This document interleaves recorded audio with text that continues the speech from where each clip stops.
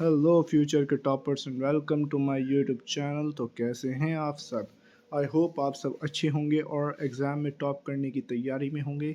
तो दोस्तों, आ चुका हूं मैं आपके लिए एक वीडियो के साथ जिसमें आपको मैं बताऊंगा मैनेजमेंट का मीनिंग, डेफिनेशन, कैरेक्टरिस्टिक्स और इम्पोर्टेंस। इस वीडियो में इतनी ही बात करेंगे, बाकी बात करेंगे बाद में। चलिए अब बात करते हैं क्या होता है मीनिंग में मैनेजमेंट का। Management is the process of getting things done through others with the aim of achieving goals effectively and efficiently. तो दोस्तों, ये है डेफिनेशन। अब आपको एग्ज़ाम में क्या लिखना है? आपको ये गलती नहीं करनी है, जो रटने वाला काम बिल्कुल नहीं करना है।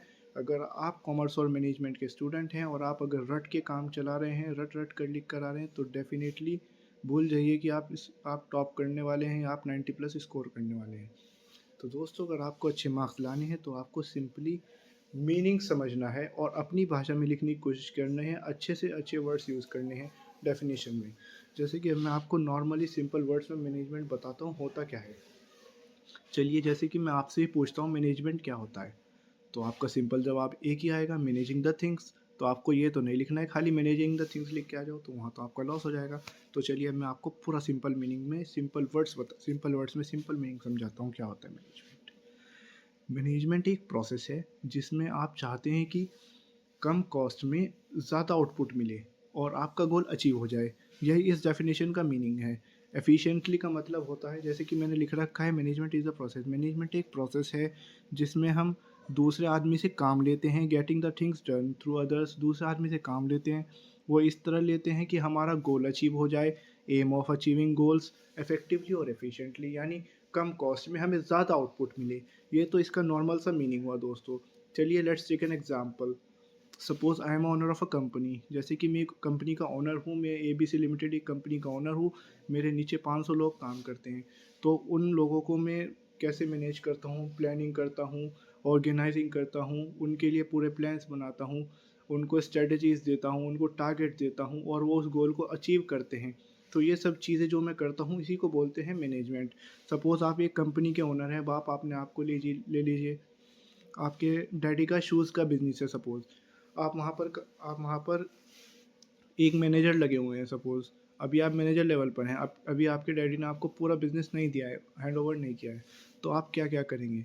आप वहाँ पर डिज़ाइनिंग करेंगे, प्लानिंग करेंगे, जितने स्टाफ़ की ज़रूरत होगी उतना स्टाफ़ रखेंगे, जो स्टाफ़ की आपको नीड नहीं है उसे बाहर निकालेंगे। आपका मेन काम क्या होगा? कम कॉस्ट में ज़्यादा आउटपुट आए, गोल आपका अचीव हो जाए। इसी को बोलते हैं सिंपली मैनेजमेंट। अब तो चलिए अब बात करते हैं नेचर्स के बारे में, नेचर और कैरेक्टरिस्टिक्स के बारे में बात करते हैं। गोल ओरिएंटेड सबसे पहले। मैनेजमेंट होता किस लिए है? गोल ओरिएंटेड होता है। मैनेजमेंट से ही हमारे गोल अचीव होते हैं, जो हमारे टारगेट होते हैं वो सब चीज़ें गोल अचीव करने के लिए होता है मैनेजमेंट। सेकंड थिंग क्या है इसमें? डायनेमिक होता है मैनेजमेंट। डायनेमिक से मतलब है चेंज होती रहती हैं चीज़ें। जैसे कि अभी आपके पास 100 एम्प्लॉयज़ थे, फ्यूचर में जाके जब आपको नीड ज़्यादा होगी एम्प्लॉयज़ की, तो वो 200 हो जाएंगे। तो ये मैनेजमेंट चेंज होता रहता है इस तरीके से। तो यूनिवर्सल एप्लीकेबल, हर जगह मैनेजमेंट की ज़रूरत है। पूरे यूनिवर्स में हर जगह मैनेजमेंट की ज़रूरत है। चाहे शादी हो रही हो कहीं पे, चाहे एक कंपनी रन हो रही हो, चाहे एक ऑर्गेनाइजेशन रन हो रही हो, चाहे एक NGO रन हो रहा हो, हर जगह मैनेजमेंट लगता है। तो यही बात है, यूनिवर्सल एप्लीकेबल। अब management as an art. Art क्यों है मैनेजमेंट? क्योंकि इसमें थियोरेटिकल नॉलेज, एक्सपीरियंस वगैरह चलता है। थियोरेटिकल नॉलेज की ज़रूरत होती है एक इंसान को, ये तो इसलिए आर्ट है। अब कंटिन्यूस रेगुलर बेसिस पे चलेगा। अगर आप आज मैनेज करके बैठ जाएँ कंपनी को, आप मैनेजर बन के बैठ गए, तो सपोज़ आपने 10 दिन वहाँ पर काम किया, 5 दिन की छुट्टी कर ली, हो गई कंपनी बर्बाद। तो इसी को बोलते हैं कंटिन्यूस बेसिस पे ज़रूरत होती है मैनेजमेंट की। तो अब बात करें परवेसिव। परवेसिव का मीनिंग क्या होता है? परवेसिव यानी हर लेवल पे, हमें हर लेवल पे मैनेजमेंट की ज़रूरत होती है। टॉप लेवल हो, मिडल लेवल हो, लोअर लेवल हो, तीनों ही लेवल्स पे मैनेजमेंट की ज़रूरत होती है दोस्तों। अगर आप टॉप लेवल को मैनेज करेंगे तो मिडल और लोअर ख़राब हो जाएगा, तो आपको चाहिए कि मिडल पे भी एक मैनेजर हो। अब आप टॉप और मिडल पे काम करेंगे, थर्ड पर कोई नहीं है, तो थर्ड पे भी एक मैनेजमेंट चाहिए होगा, वरना थर्ड लेवल ख़राब हो जाएगा। तो तीनों ही चीज़ों को अगर आपको सही सही तरीके से चलाना है, अच्छे से चलाना है, तो आपको चाहिए होगा मैनेजमेंट। तो वही बात है परवेसिव के अंदर, top level, middle level, third third shed level यानी लोअर लेवल, हर लेवल में हमें मैनेजमेंट की ज़रूरत होती है। अब इंटेंजिबल की बात करूँ, इंटेंजिबल का मतलब होता है दोस्तों जिसे हम फील कर सकें, छू और टच ना कर सकें। अब आप मैनेजमेंट को टच कर सकते हो। अब आप कहोगे मैं तो मैनेजर हूँ, मैंने उसको चाटा मार दिया, मैंने तो टच कर दिया। अरे भाई तुमने मैनेजर को टच किया है, मैनेजर को चाटा मारा है, मैनेजमेंट को थोड़ी ना कर दिया तुमने पूरा टच। तो मैनेजमेंट इसलिए इंटेंजिबल है। मैनेजमेंट इसका मतलब है आप उसे फील कर सकते हो, टच नहीं कर सकते, इस स्मेल नहीं कर सकते, बस फील कर सकते हो आप उसको। हाँ मैनेजमेंट है। जैसे कि आपकी सपोज एग्जांपल लीजिए, आप एक होटल में गए, 5 स्टार होटल में गए, तो वहाँ पर आपको बहुत अच्छे से मेहमान नवाज़ी की जाएगी, आपको खाने में अच्छी अच्छी चीज़ें दी जाएंगी, आपसे हर कोई हंस के बात करेगा, खुशी से बात करेगा, स्माइल करके बात करेगा, और आपको अच्छा भी लगेगा। वहाँ पे आपको सपोज जैसे कि एसी, रेफ्रिजरेटर, कूलर, हर चीज़ की आपको वहाँ पर पूरी पूरी फैसिलिटी मिलेगी। तो ये क्या हुआ, ये मैनेजमेंट हुआ। तो मैनेजमेंट आपको दिखा तो नहीं, तो आप फील ही कर पाए उस चीज़ को, तो यही तो मैनेजमेंट है दोस्तों। तो अब बात करते हैं 8th पॉइंट, ग्रुप एक्टिविटी की। तो ग्रुप एक्टिविटी, मैनेजमेंट आप अकेले नहीं चला सकते। मैनेजमेंट में आपको एक मैनेजर चाहिए, एक असिस्टेंट मैनेजर चाहिए, एक उसका भी चाहिए, फिर एक सब मैनेजर चाहिए, वहाँ पर क्लर्क चाहिए। तो ये सब एक ग्रुप एक्टिविटी है। आप अकेले में एक मैनेजर कभी सब कुछ हैंडल नहीं कर सकता। एक लीडर होता है, उसके फॉलोअर्स होते हैं, वही चीज़ है। इसी को बोलते हैं ग्रुप एक्टिविटी, इसलिए मैनेजमेंट ग्रुप एक्टिविटी है। अब दोस्तों मैं बात करूँ एफिशिएंसी की, जैसे कि मैंने अभी आपको एफिशिएंसी का मीनिंग बताया था। एफिशिएंसी होती किसे है, एफिशिएंसी कहते किसे हैं। एफिशिएंसी का दोस्तों मतलब होता है कम कॉस्ट में ज़्यादा आउटपुट हो में। जैसे कि मैं एक बिज़नेस का ओनर हूँ, मैं चाहूँगा कि मैं 10 रुपये की चीज़ लूँ और उसे आगे 15 रुपये की बेचूँ, जिससे कि मुझे अच्छा मुनाफा हो। तो यही, जिससे कि मुझे 50% मुनाफा हो। तो यही चीज़ है दोस्तों, एफिशिएंसी लाना काम में, काम को अच्छे से करना, इसी को बोलते हैं एफिशिएंसी। कम कॉस्ट में ज़्यादा आउटपुट और हमारा गोल अचीव हो जाए, इसी को बोलते हैं एफिशिएंसी। प्रोसेस, 10th पॉइंट है इसमें, प्रोसेस का तो मतलब आप जानते ही होंगे आई होप।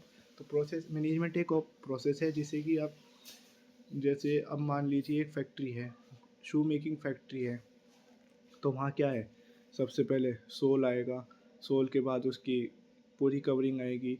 तो ये चीज़ें हो गई। इस सब को बनाने में क्या लगेगा, एक प्रोसेस लगेगा। तो उसको मैनेज करने को क्या बोलेंगे, प्रोसेस। तो वही तो चीज़ है, मैनेजमेंट एक प्रोसेस है। तो ये तो हो गई इसकी कैरेक्टरिस्टिक्स की बात। तो चलिए अब चलते हैं इंपॉर्टेंस पर। इम्पोर्टेंस की बात करूँ तो सबसे पहला पॉइंट होता है हमारा इंक्रीजेज एफिशिएंसी। तो दोस्तों मैनेजमेंट की हेल्प से हमारे काम के अंदर एफिशिएंसी आती है।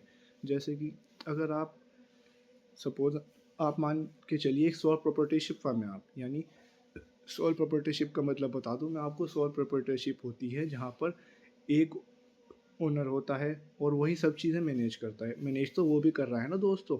अब आप मान के चलिए एक सोल प्रोप्राइटरशिप फर्म है, वो फर्म तो बन गई, वहाँ पर ना मैनेजर है ना ओनर है, कोई भी नहीं आता। तो क्या होगा उस फर्म का कुछ भी नहीं होगा। तो यही बात है, अगर आपको मैनेजमेंट को अच्छे से करना है, आपको अपनी फैक्ट्री अच्छे से चलानी है, तो आपको मैनेजमेंट की ज़रूरत होगी। और मैनेजमेंट की हेल्प से आती है एफिशिएंसी। एफिशिएंसी का मीनिंग मैं इस वीडियो में 10 बार बता चुका हूँ आपको। जैसे कि कम कॉस्ट में ज़्यादा आउटपुट, कम कॉस्ट में ज़्यादा आउटपुट।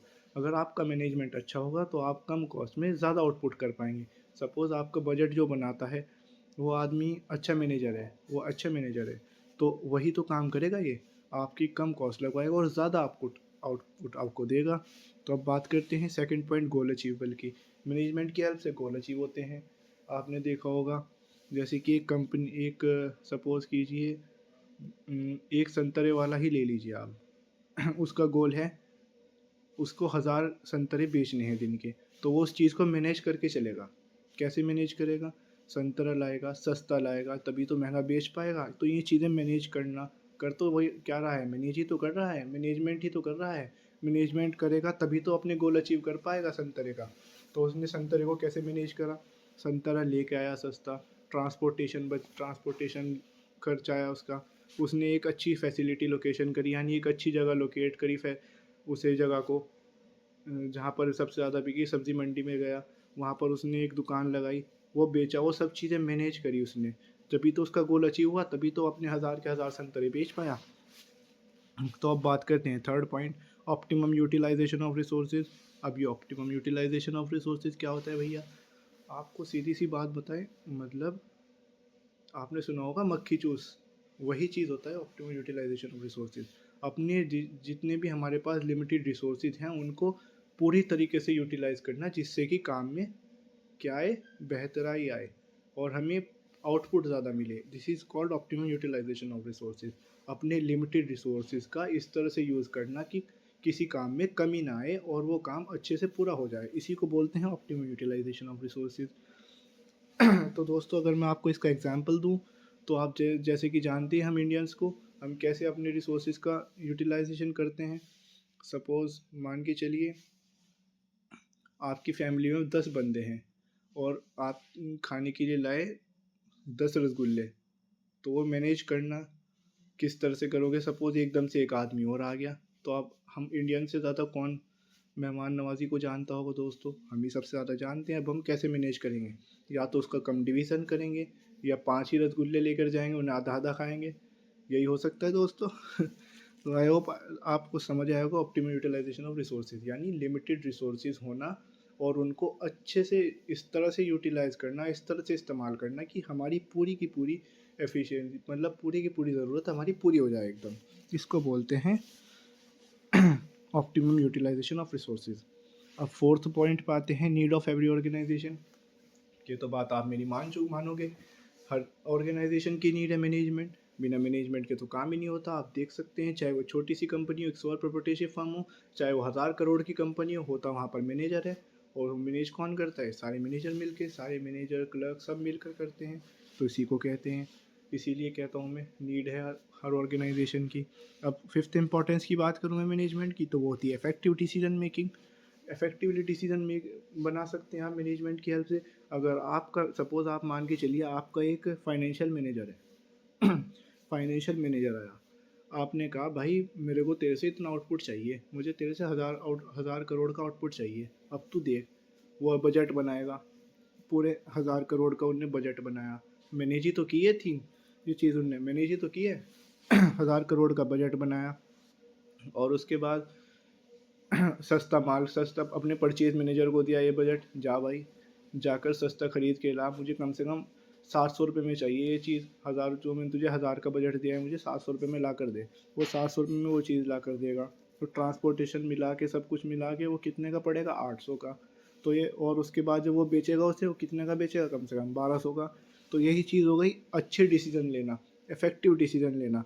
तो इस आप समझ चुके होंगे इस एग्जांपल से कैसे आप इफेक्टिव डिसीजन ले सकते हैं मैनेजमेंट की हेल्प से। उस फाइनेंशियल मैनेजर ने ये सब चीज़ें बनाई, ये बजट बनाया और उसने फिर परचेज मैनेजर को ये चीज़ें बताई, वो सस्ता लेकर आया। अब सेल्स मैनेजर ने उसे 1800-1200 रुपये का बेचा। तो ये सब चीज़ें जो मैनेजिंग हुई, ये उसी मैनेजमेंट की वजह से तो हुई है दोस्तों। तो इसलिए मैनेजमेंट की हेल्प करता है इफेक्टिव डिसीजन में हमारी। कोऑर्डिनेशन। अब सिक्स्थ पॉइंट आता है हमारा कोऑर्डिनेशन। कोऑर्डिनेशन का मीनिंग मैं आपको बताऊं, यानी सब कोऑपरेट करके काम करें। जैसे कि अभी मैंने अपने रिसेंट एग्जांपल में बताया है, फाइनेंशियल मैनेजर ने बनाया एक बजट, उस मैंने ओनर ने कहा भाई 1000 करोड़, 1000 का बजट है, मुझे इसके अंदर अंदर ला कर दे चीज़। उसने कोऑपरेट किया, उसने कोऑर्डिनेट किया किसके साथ जाकर, पहले तो फाइनेंशियल मैनेजर ने एक बजट बनाया, उसने कोऑर्डिनेट किया परचेज मैनेजर के साथ, परचेज मैनेजर ने कोऑर्डिनेट किया सेल्स मैनेजर के साथ, सेल्स मैनेजर ने कोऑर्डिनेट किया अपने सेलमैन के साथ। तो ये सब चीज़ें कोऑर्डिनेट होकर क्या आखिरी में आया, हुआ किसकी हेल्प से, मैनेजमेंट की हेल्प से। मैनेजमेंट अच्छा था इसलिए कोऑर्डिनेशन अच्छा हुआ। तो कोऑर्डिनेशन का सिंपल मीनिंग होता है आपस में हमारे म्यूचुअल अंडरस्टैंडिंग होना, यानी एक दूसरे को समझ के गोल अचीव करना और काम के अंदर बेहतराई लाना, इसको बोलते हैं कोऑर्डिनेशन। अब बात करें तो सेवेंथ पॉइंट की, मोटिवेशन टू स्टाफ। मोटिवेशन कैसे हेल्प करता है हमारी स्टाफ को मोटिवेट करने में, ये मैनेजमेंट कैसे हेल्प करता है मोटिवेशन बनाने में स्टाफ के अंदर। तो मैं बताता हूँ दोस्तों। जैसे कि एक सपोज़ के तौर पे मैं एक कंपनी का ओनर हूँ, मेरे नीचे 1000 आदमी काम करते हैं और वो 1000 आदमी कब काम करेंगे अच्छे से, जब मैं उनको मोटिवेट करूँगा, उनको सैलरी अच्छी दूंगा, उनको बेनिफिट्स दूंगा, उनको अलाउंसेस दूंगा, तभी वो अच्छे से काम करेंगे दोस्तों। तो यही बात होती है मोटिवेशन टू स्टाफ। मैनेजमेंट, अगर मैनेजमेंट अच्छा होगा तभी तो एम्प्लॉयज़ हमारे मोटिवेट होंगे और वो मोटिवेट होंगे तो हम प्रोडक्टिविटी देंगे।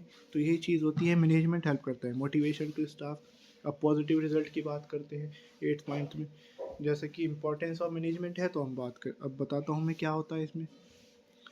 मैनेजमेंट आपके लिए कैसे पॉजिटिव रिजल्ट लाएगा। जैसे कि अभी फाइनेंशियल वाला ही एग्जांपल लेते हैं तो मैंने अपने मैनेजर को कहा भाई मुझे तो 1000 रुपये देता हूँ मैं तुझे, तो इसके अंदर मुझे कुछ सामान ला के दे, सपोज़ एक शू ला के दे, एक शू बना के दे मुझे 1000 रुपये में, और मैं उसे सेल करूँगा 2000 रुपये में। अब तेरे ऊपर है तू कैसे बनाएगा।